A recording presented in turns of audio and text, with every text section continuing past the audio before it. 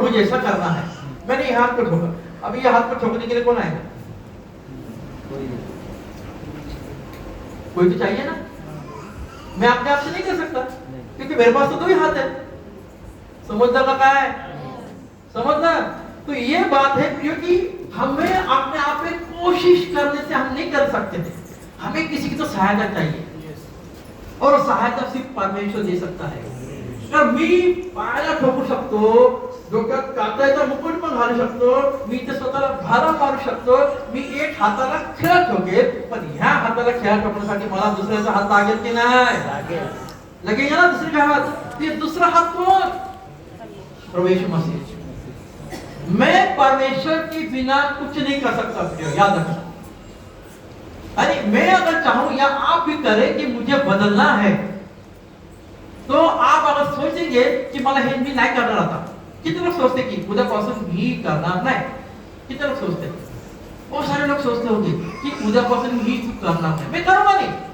लेकिन मैं आप चैलेंज के साथ कहता हूं कि वो आप ज्यादा करते हैं, क्योंकि वो आप खुद प्रयत्न कर रहे, प्रयास कर रहे कि मैं इससे छूट जाऊंगा। मैं उपवास करते हैं, बहुत सारे लोग उपवास करते हैं, क्यों? कि मैं छूटना चाहता हूं, मैं इससे छूटना चाहता हूं। उपवास से आप मरोगे, लेकिन पीछा नहीं छुड़ाओगे। कि मालूम है, हमें किसी की तो सहायता चाहिए प्रियो। अगर मुझे क्रूस पर मरना है तो मुझे और एक हाथ चाहिए इस हाथ पर खिले ठोकने की। हालेलुया। तो ये याद रखना कि अगर आपको इस सारे बातों से बचना है तो आपको परमेश्वर की आवश्यकता है, और ये परमेश्वर की आवश्यकता इसलिए है कि उसके सिवा आपके जीवन में कोई काम नहीं कर सकता। आप बोलेंगे कि मैं स्वतः बदले, इम्पॉसिबल है। उससे कहता हूं बाइबल पढ़ो। ये बाइबल क्या है? परमेश्वर के देहधारी वचन लिखा नहीं यूहन्ना में, और वचन देहधारी हुआ, यानी वो प्रभु यीशु मसीह। तो ये प्रियो मैं आपसे कहना चाहता हूं कि जब आप प्रतिदिन कोशिश करोगे, उतने ही आप उसमें अटके जाओगे। खुद कोशिश करोगे कि मला सुटायचं है, मला ह्या सवयीपासून दूर जायचं है, मैं अभी है ना बाइबल पढ़ूंगा, मैं मोबाइल नहीं देखूंगी, मैं पिक्चर नहीं देखूंगी, मैं गाना नहीं सुनूंगी। कितने लोग पिक्चर के गाने गाते हैं अभी भी, बहुत सारे लोग गाते हैं। मना करता हूं मैं आपसे, ना गाइए। पिक्चर के गाने बोलना मना है, मसीह लोग। और आजकल के पिक्चर के गाने बहुत ही अलग है, ना बोलो। यही तो शैतान का काम है।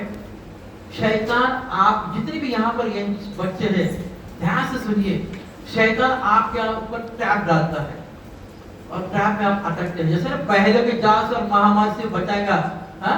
हम तो पढ़ते हैं, लेकिन कब बचाएगा? जब आप आज तो होगी, उसके पहले हमें मिला प्रभु तो अच्छा है ना, अटकने के पहले।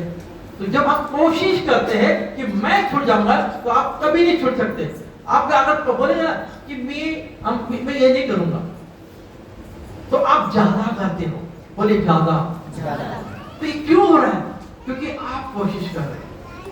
लेकिन आप परमेश्वर की सहायता लोगे, आपकी कोशिश 100% सक्सेस होगी। Hallelujah, hallelujah. तो ये जो आप उपवास भी करोगे ना किसी के लिए या कुछ बातों के लिए, तो उपवास में आप कठिनाई को पाओगे। क्योंकि उपवास जब आप करते हो तो आप उस उद्देश्य से करते हो कि माझा नवरा सुधारला पाहिजे, माझी मुलगी चांगली झाली पाहिजे, मेरा बेटा अच्छा होना मांगता है, मेरा बेटा पास होना मांगता है, इसलिए हम उपवास करते हैं। याद रखना, उपवास कभी भी किसी भी उद्देश्य से न करें। एक ही उद्देश्य पकड़ो, परमेश्वर मुझे तू चाहिए, और उसके लिए उपवास करो। लेकिन आप अपने उद्देश्य के लिए अगर उपवास करते हो तो आप फेल हो जाओगे। हालेलुया। तो ये जो बातें हैं कि ये व्यवस्था की आपको पता है, व्यवस्था की जो 10 आज्ञा है, ये आपको किसने दी थी? मालूम है? ये आपके पापमय स्वभाव को स्पष्टता से प्रकट करने के लिए लिखा है। मैं झूठ नहीं बोलूंगा, इसके मतलब आप झूठ बोल रहे थे। मैं पाप नहीं करूंगा, इसके मतलब आप पाप कर रहे थे। मैं चोरी नहीं करूंगा, इसके मतलब आप चोरी कर रहे थे। तो ये सारी बातें आपके अंदर प्रकट करने के लिए कि आप वो है करके आपको व्यवस्था दी गई है। कानून इसलिए बनाया जाता है कि आप वो करते हो। हालेलुया। तो यदि हम स्वतंत्र होना चाहते हैं तो हमें परमेश्वर की मदद की आवश्यकता है। बोलिए, हमें परमेश्वर की मदद की आवश्यकता है। प्रिय, याद रखें, हमें परमेश्वर की स्तुति करनी है कि परमेश्वर ने आपके लिए आपकी ये सारी बातें उसने सुनी और उसने अपने देह को क्रूस पर चढ़ा दिया। और क्रूस पर जब चढ़ा दिया तो हम फिर ये घोषित करते हैं कि वो मेरे लिए मारा गया, गाड़ा गया, तीसरे दिन जीवित हो उठा। हालेलुया। अब ऐसे में नाबाल को परमेश्वर ने जो एक व्यक्ति बनाया था, लेकिन उसका स्वभाव ऐसा था कि वो मरने तक वो नहीं सुधरा।